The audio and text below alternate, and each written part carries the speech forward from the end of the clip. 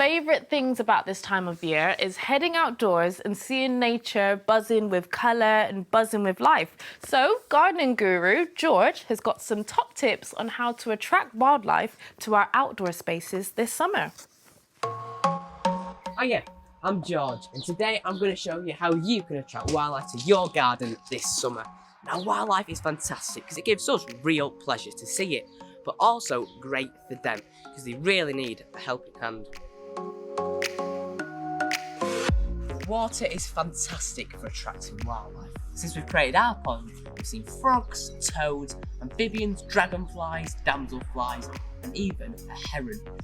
Now, if you don't have this sort of space to create a pond, you can even make one out of a bucket. Now, we've made our pond even more wildlife friendly by adding in some plants. Now, this is called yellow flag iris, and it's really good for dragonflies because they actually live in the water to begin with, and they climb the stem and hatch into that beautiful, beautiful dragonfly, and they take off and fly. Now, we've also added an oxygenator, and that cleans the water, and purple loosestrife, which is actually a native plant. Now, this pond is absolutely full of tadpoles. Now, another great thing that you can do for wildlife is to create log piles. Now, they're a great home for things like amphibians and even hedgehogs because they feel nice and safe in there. You can make them out of any old logs that you've chopped off the trees or that you just find in your garden anyway.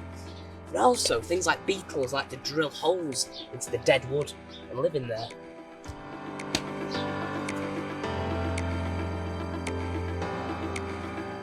I love growing things from seed, but you tend to grow things like courgettes which you eat.